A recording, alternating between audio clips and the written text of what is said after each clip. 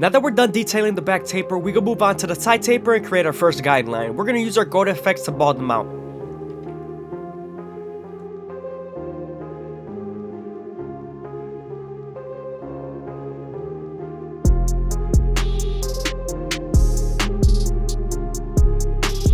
Moving on to the ear line, we're going to make sure we start off at the bottom and work our way to the top arch using the corners of the blade.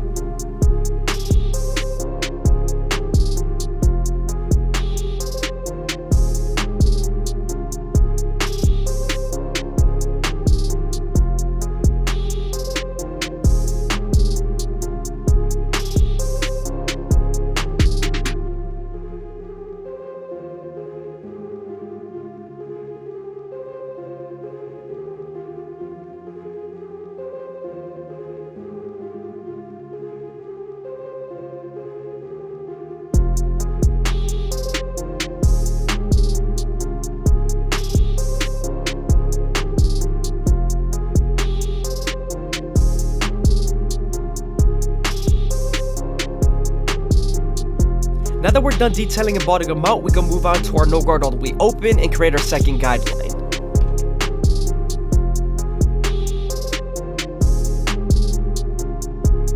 Remember, once you're done setting in that guideline, you could then slightly close the lever midway and all the way close and attack that initial guideline.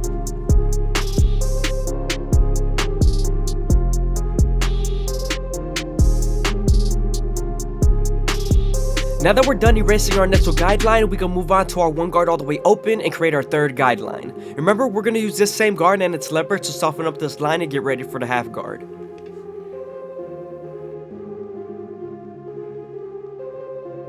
As you guys can see, now we're moving on to the half guard and we're using its corners to remove the line completely.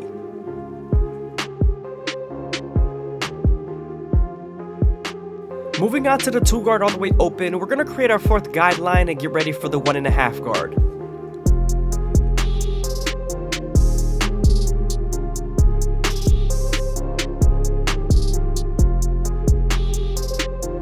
Now that we're done softening up the line with the 2 guard, we can move on to our 1.5 guard and connect the taper.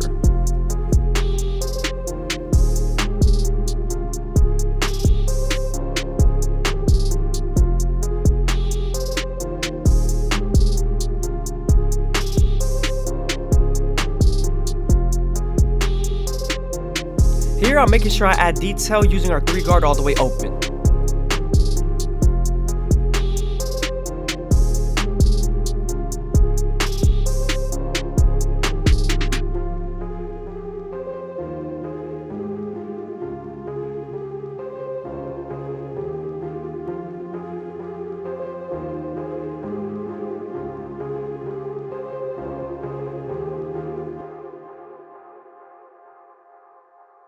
Using a number 5 all the way closed, we're going to knock the beard down.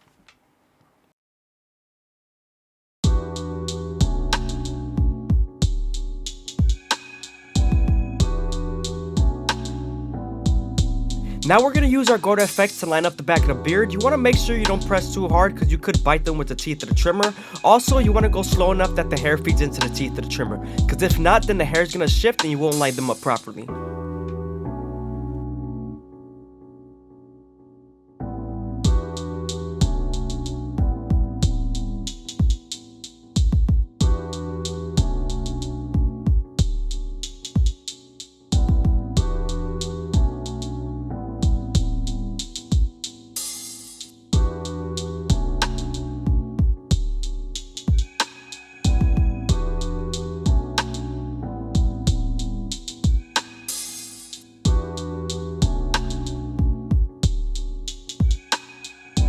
Now we're going to use our no guard all the way open to begin fading in the sideburns. We're then going to slightly close the lever midway and all the way close and attack that initial guideline. Now that initial guideline is erased, we're moving on to our 1 guard all the way open and we're going to create our second guideline.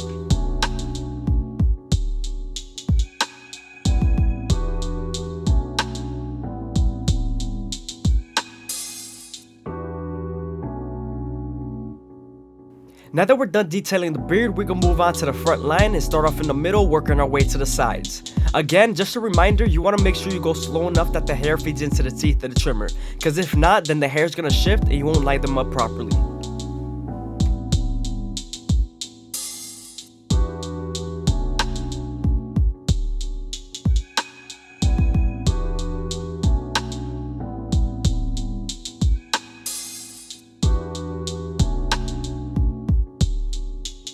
You always want to be careful not to push the client's vertical bars too deep in, and you want to keep them as long as possible without keeping them too short.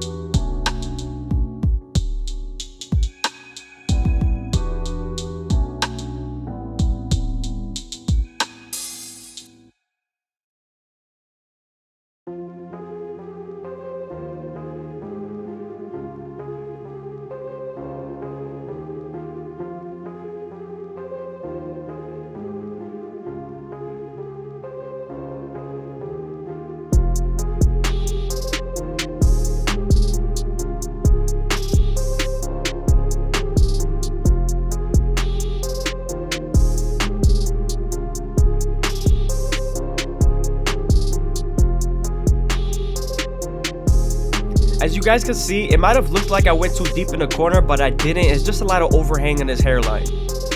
As you guys can see, the hair is hanging over his hairline, so I have to shift it at an angle to be able to cut it.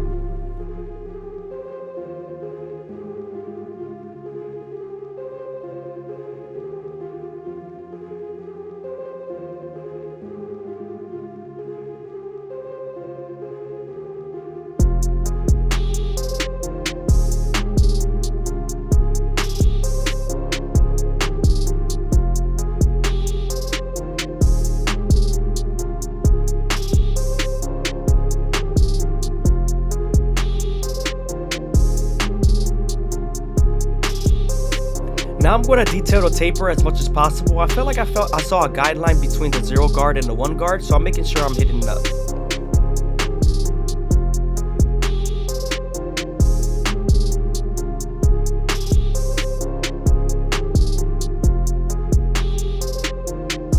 I'm also using my 1.5 guard to remove some dark spots that I see between the 1 guard and the 2 guard.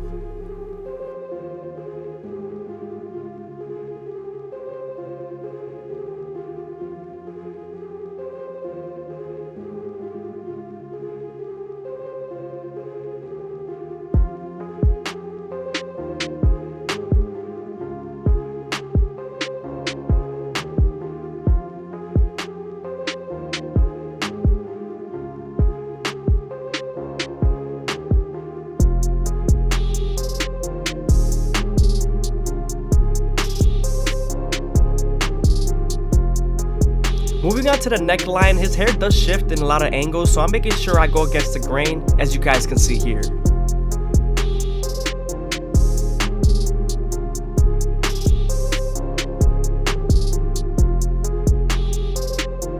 Now that we're done with the front line and his beard, we can move on to our Turkish razor and Durban premium blades and make him as crispy as possible.